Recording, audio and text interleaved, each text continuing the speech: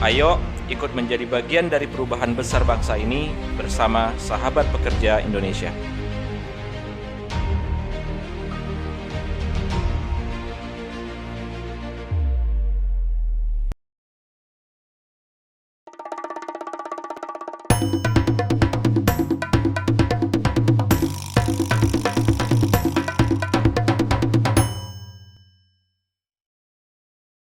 Sahabat pekerja, kembali dengan saya Hari Sulputra dalam OPEK, obrolan pekerja. Tadi kita sudah melihat atau mendengar bagaimana seorang Mas Aman itu memiliki tradisi keilmuan dari tradisi kultural yang luar biasa. Ayahnya juga seorang dosen dan mimpi beliau adalah menjadi seorang wartawan. Dan beranjak beliau itu untuk mencapai mimpinya disuguhi dengan biografi yang itu menjadikan wawasan beliau bertambah luar biasa. Nah, kita akan simak bagaimana kelanjutannya. Mas Aman, ini jadi menarik ya. Artinya kalau orang itu sudah dikasih infrastruktur yang bagus, paling tidak kalau ini adalah cita-cita lebih dekat ketimbang kita dari nol sama sekali. Itu setelah lulus SMA kemana tuh, Mas Aman? Nah, setelah lulus SMA itu kan sebenarnya kalau mau jadi wartawan saja, sebenarnya cita-cita saya sudah tercapai waktu SMA. Waktu Karena SMA. waktu SMA kan jadi wartawan pelajar sekolah, sekolah ya, wartawan sekolah. Saya ingat tuh waktu jadi di SMA di Jogja ya. Saya mau misalnya mewawancarai seorang pengacara namanya Busro Mukodas. Nah, belakangan kemudian beliau jadi ketua KPK. Jadi ketika saya jadi profesional, jadi orang-orang yang dulu waktu SMA saya wawancara mereka besar juga jadi orang. Gitu ya. Itu bisa pede gimana, kan nggak semua anak berani, apalagi orang-orang profesional ya. Jadi begini, rupanya keinginan itu bisa mengalahkan rasa takut, minder, tidak berani. Sama lah kalau misalnya anak-anak kamu berani nggak misalnya lari ke sana cepet, kalau menang nanti kamu dapat duit misalnya atau dapat hadiah. Nah, sebenarnya ternyata keinginan itu bisa mengalahkan itu. Karena saya pernah cek kemudian ketika saya masuk ke kuliah, saya pernah di psikologi, saya cek ternyata saya ini sebenarnya seorang introvert. Sebenarnya seorang introvert. Jadi rupanya keinginan saya untuk menjadi wartawan itu di satu sisi juga karena keinginan, karena inspirasi dari luar, tapi di sisi lain juga sebenarnya mengalahkan kendala-kendala yang ada dalam diri saya. Dan itu ternyata memberi kontribusi juga untuk kepuasan, kebahagiaan. Karena kendala-kendala yang semula ada dan membuat kita mungkin terganggu, tidak nyaman, itu kemudian kan dengan begitu jadi hilang. Walaupun tentu berbeda dengan orang yang memang pada awalnya ekstrovert ya. Nah, itu satu. Kemudian yang kedua, intinya ketika saya kemudian menjalani kegiatan sebagai wartawan kecil atau wartawan muda pada waktu itu banyak hal yang mestinya menjadi kendala dalam hidup saya itu jadi tersingkir gitu. Walaupun ketika mau wawancara orang, mungkin persiapan saya lebih panjang daripada orang lain. Harus meriset, harus macam-macam lah ya. Dalam soal psikologi saja misalnya, wah nggak berani. Sebagai gambaran tuh begini, waktu kecil, itu kalau saya diminta oleh ibu saya membelikan sesuatu di warung, itu saya nggak berani. Tanya sama ibu warung itu, misalnya, Bu, saya mau beli ini, nggak berani. Saking introvertnya. Jadi ibu itu hanya menuliskan mau beli pensil, beli misalnya garam, beli ini. Udah, kamu datang aja ke warung, kasih ke ibu itu, tinggal kamu bayar berapa. Jadi sama sekali nggak ngomong. Pada waktu SD itu. Nah, rupanya secara tidak sengaja, ketika saya memilih untuk menjadi wartawan itu ternyata itu menghilangkan itu semua. Hal-hal yang tadinya harusnya menjadi kendala, tiba-tiba aja tidak menjadi kendala. Karena sudah diatasi dengan cara lain. Itu yang menurut saya alhamdulillah itu berkah juga dalam proses atau perjalanan hidup saya ya. Nah, itu kemudian di sisi lain ternyata baru belakangan saya menyimpulkan bahwa ternyata hobi atau kesukaan saya yang paling tinggi dalam hidup ini itu adalah berinteraksi. Oh, oke. Ya. Dan saya setelah baca banyak buku, ketemu dengan banyak tokoh yang sudah senior, misalnya para pejabat atau para pejabat yang sudah pensiun atau sudah tidak punya tanggung jawab yang terlalu besar ya. Apa yang mereka katakan, misalnya contohnya Pak Yusuf Kalla, mantan wakil presiden kita yang saya hormati, Pak JK itu mengatakan bahwa ternyata kebahagiaan itu adalah keluarga dan teman-teman. Bertemu dengan keluarga, bertemu dengan teman-teman, itu membahagiakan. Kalau kita bayangkan misalnya semua kita sudah punya finansial, kita sudah aman, keluarga semua sudah aman, semua amanah sudah dijalankan, apalagi ketemu teman-teman. Ternyata itu kebahagiaan yang luar biasa. Menikmati hidup lah ya. Ya, cuman orang mendefinisikan untuk sampai di situ. Kita kan perlu belajar dari orang-orang yang menjalani hidup sampai ke titik itu kan. Nah, saya beruntung usia saya sekarang masih bisa menikmati itu dalam arti mengambil kesimpulan bahwa ternyata apa yang menjadi keinginan saya terbesar itu adalah selalu bisa berinteraksi. Kalau dalam bahasa agama kita itu bersilaturahim. Itu sebenarnya kebahagiaan terbesar ternyata di situ. Bahwa untuk silaturahim itu perlu orang harus ini dan itu, menghilangkan rasa minder. Kalau misal minder, kemudian perlu fasilitas, itu soal berikutnya yang harus kita selesaikan dulu kan gitu ya. Sehingga kita tetap, tapi intinya adalah bagaimana berinteraksi. Gitu. Waktu yang SMA itu ngambilnya sosial atau di apa SMA di saya waktu SMA itu waktu itu untuk pertama kalinya itu bukan IPA IPS tapi A1 A2. Nah, itu waktu untuk pertama kalinya. Dan saya waktu itu memilih A1 itu fisika ya. Padahal tadi hobinya kan bersosialisasi ya. Ya, mungkin ya. Saya sekarang aja baru bisa menilai ya. Karena pada waktu di SMA itu saya juga masuk di ekskul ekstrakurikulernya itu jadi wartawan siswa atau wartawan pelajar.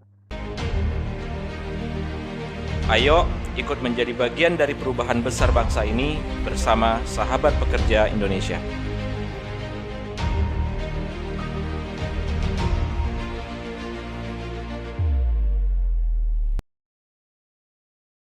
Jadi sebenarnya langsung tidak langsung sebenarnya cita-cita saya sudah tercapai sebenarnya. Karena sudah mewawancari orang, menulis Jadi kemudian untuk sekolah dan seterusnya ya ikut aja sekolah yang kira-kira kita bisa mampu gitu. Dan kalau anak-anak muda kan mana yang paling keren kira-kira gitu. Waktu itu A1 kayaknya keren. Lebih keren ya. Lebih terpandang lah ya. Secara strata sosial juga memang A1 iya, lebih. Padahal kalau ikut ekskul waktu SMA ya apa saja. Saya ingat saya ikut kegiatan tuh 12 ekstrakurikuler. saking artinya mulai jurnalistik, pramuka tidak kebetulan ya, teater, terus kelompok Irwan Remaja, Akhir. Kemudian saya jadi ketua kalau di kampus tuh BPM waktu itu OSIS, kemudian ini legislatifnya, Majelis Perwakilan Siswa ya, MPK namanya. MPK. Saya jadi ketua MPK, terus kemudian ikut beberapa cabang olahraga juga. Saya hitung tuh kalau nggak salah 12. Rohis juga 12. Saya waktu itu, kalau sekarang berpikir kok bisa ya menjadi 12. Padahal ngatur waktu satu aja udah pusing gitu ya. Ini 12. Dan waktu itu saya masih tinggal di pesantren.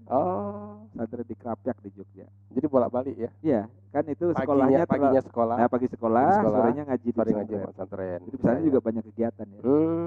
Jadi mungkin itulah mengapa kemudian nggak sempat pacaran lah gitu. Iya. Selain mungkin nggak laku juga. Jadi sebenarnya kalau ada yang hari ini mendengarkan atau menonton podcast kita itu rugi lah ya. Menyia-nyiakan talenta berbakat ini. Nah Mas Iman dari sekolah SMA terus lari kemana Mas Iman?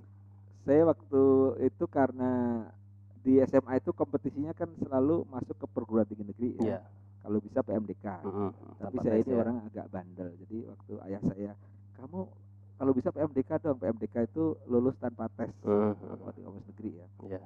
Tapi syarat PMDK kan berat ya. Jadi minimal 5 semester itu kita harus naik terus rankingnya kan. Ya. Saya waktu itu emang agak nakal saya itu orangnya. Jadi saya sampaikan ke bapak saya, kayaknya kalau PMDK itu berat ya. Karena semester 1, 2, 3, 4, 5 harus kapan kita mainnya. Iya. Padahal tadi 12 ekstrakurikuler kan main semua kan sebenarnya tanda petik gitu ya. Kayaknya kalau harus harus jadi orang pinter terus tuh kayaknya udah susah sekali ya. Akhirnya ya ayah saya ya sudahlah terserah kamu, yang penting kamu ini bisa ini apa namanya, bisa lulus dengan baik, nanti bisa masuk ke sekolah yang baik. Akhirnya alhamdulillah benar juga, saya nggak diterima PMDK walaupun ngambilnya ya. Walaupun waktu itu juga sudah diarahkan kalau ngambil PMDK jangan asal ngambil, nanti kalau diterima terus kemudian nggak suka jurusan atau fakultasnya nanti nyesel gitu. Ya sudah, akhirnya saya ikut waktu itu Sipenmaru atau PTN ya. Saya diterima di Fakultas MIPA, program studinya Geofisika. Itu UGM ya? UGM. Ya. Kemudian di Geofisika ini di Indonesia itu cuma ada 2, di UGM sama di ITB ya. Jadi karena kita dari SMA sudah aktif, di UGM ketemu dengan senior, kita bikin ini, kita bikin organisasi apa tuh, himpunan mahasiswa geofisika. Kita cuma sedikit, jadi satu angkatan tuh cuma 11 orang. Jadi sedikit sekali. Jadi kalau misalnya itu yang di situ ada 4 angkatan, ya ada yang 11 orang, ada 10 orang, ya paling 40 orang. Terus kita bikinlah, satu jadi ketua, saya jadi sekjen. Tersatu itu membawahi 8 orang lain. Terus waktu itu kita berpikir, kita bikin se-Indonesia yuk, himpunan mahasiswa geofisika. Kan cuma sama ITB. 2 kampus itu sudah se-Indonesia. Tapi saya menjalani di geofisika itu cuma 2 tahun, karena kemudian saya ngambil tes lagi dan masuk di teknik sipil 2 tahun kemudian. Ini tinggal berarti? Tinggal. Minimal ada A1-nya lah ya, fisikanya mbak dapat.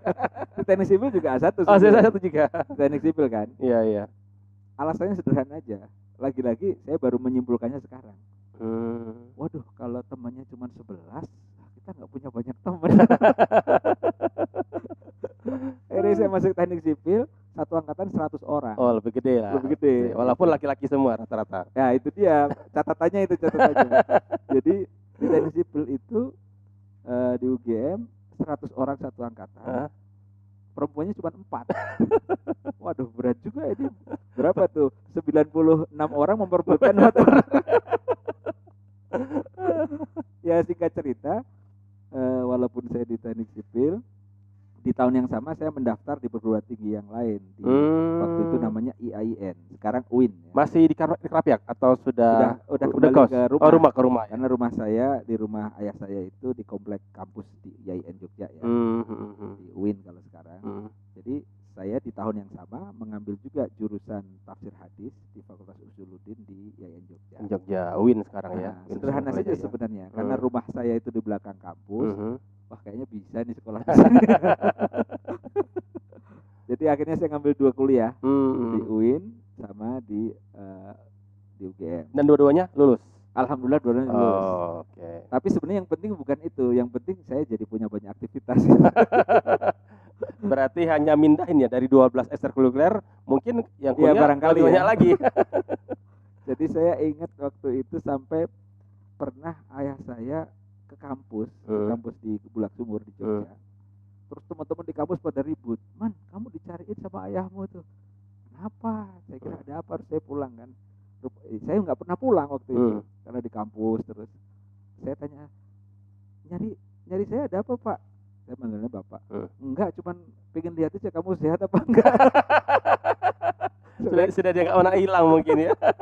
Karena nggak pernah pulang. Iya. Saya banyak kegiatan di kampus. Sampai kemudian lebih aktif banyak di majalah. Majalah mahasiswa. Waktu itu di teknik sipil sendiri ada namanya Kelapairon. Kemudian saya di tingkat universitas itu namanya Balero. Kemudian kita bikin juga yang tabloidnya namanya tabloid Bulak Sumur. Ya, kemudian dalam aktivitas itu kita juga menghimpun pers mahasiswa fakultas. Akhirnya kita bikin namanya Badan Penerbit Pers Mahasiswa UGM. Saya jadi ketuanya yang pertama waktu itu. Jadi pers mahasiswa di kampus-kampus di fakultas dan di jurusan itu kita himpun dalam BPPM UGM. Kalau bedanya Balerung sama Bulak Sumur itu apa, Mas? Waktu waktu itu Balerung itu majalah. Kalau Bulak Sumur tabloid. Dengan asumsi pada waktu itu kalau anak-anak yang baru kita rekrut dari mahasiswa baru, ini biasanya kan baru belajar menulis, itu tulisannya adalah tulisan-tulisan yang straight news, berita langsung. Jadi itu lebih baik di tabloid. Kalau di majalah kan nulisnya nanti news feature, yang kayak model Tempo gitu yang agak berat ya. Jadi biasanya harapannya dari mereka kita rekrut masuk dulu ke Bulak Sumur, pengkaderan lah ya, pengkaderan, habis itu ke majalah. Tapi seiring berjalannya waktu akhirnya nggak bisa begitu ternyata, karena nggak ada yang mau dianggap senior atau junior. Merasa dirinya ya semua senior lah, kan, sama senior. Setelah sekian lama kan jadi senior semua, akhirnya terpisah, ya masing-masing rekrut sendiri. Gitu. Ya. Tapi secara konten tetap satu tabloid, satu majalah tetap sampai hari ini. Sampai hari ini. Sampai hari ini. Bahkan kalau saya tidak tahu yang terakhir karena setelah era online mereka lebih banyak main di online. Tapi untuk di era itu majalah Balerung itu menjadi salah satu majalah yang jadi rujukan banyak pers mahasiswa di Indonesia. Karena waktu itu juga kami dan teman-teman menginisiasi pembentukan PPMI namanya, Perhimpunan Pers Mahasiswa Indonesia. Perhimpunan Pers Mahasiswa Indonesia. Menghimpun teman-teman pers dari seluruh Indonesia. Walaupun mungkin tidak seluruhnya banget ya, karena mungkin yang di Papua belum ada yang mewakili, tapi ya kita klaim aja lah, pokoknya semua kumpul dari Indonesia Barat, Indonesia Tengah, Indonesia Timur, kita kumpul, kita bikin pers mahasiswa Indonesia namanya. Yang pasti lebih banyak dari tadi yang geofisika cuma 2 universitas. Betul. Jadi rupanya itu yang mendorong interaksi dengan teman-teman. Dan alhamdulillah sampai sekarang, maksudnya mereka terhimpun sampai sekarang. Sekarang ada forum alumni BPMI, semua masih aktif, masih berkomunikasi dengan posisi masing-masing ya. Ada yang jadi eksekutif, ada yang jadi pejabat, ada yang jadi kepala daerah, ya ada yang jadi wartawan, jadi pimpinan media. Ya, alhamdulillah masih terkoneksi sampai sekarang manfaatnya. Alhamdulillah. Kalau itu Mas, apa namanya, ada nggak cerita inspirasi atau mungkin sesuatu yang mengesankan ketika di Balerung? Tentu banyak. Oke, nanti dulu ya. Sahabat pekerja, ini menarik. Kita akan mendengarkan bagaimana seorang Mas Aman akan bercerita tentang kisah inspirasi selama beliau di Balerung. Tetap di OPEK, obrolan pekerja, bersama saya Hari Solputra setelah berikut ini.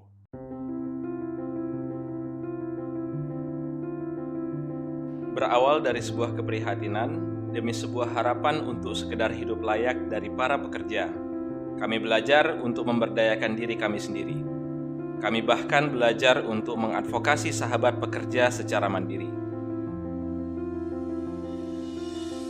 Kami telah memulai kolaborasi proyek teknologi informasi, lokakarya sahabat pekerja, dan expert sharing dengan menghadirkan pekerja profesional di bidangnya. Ayo ikut menjadi bagian dari perubahan besar bangsa ini bersama Sahabat Pekerja Indonesia.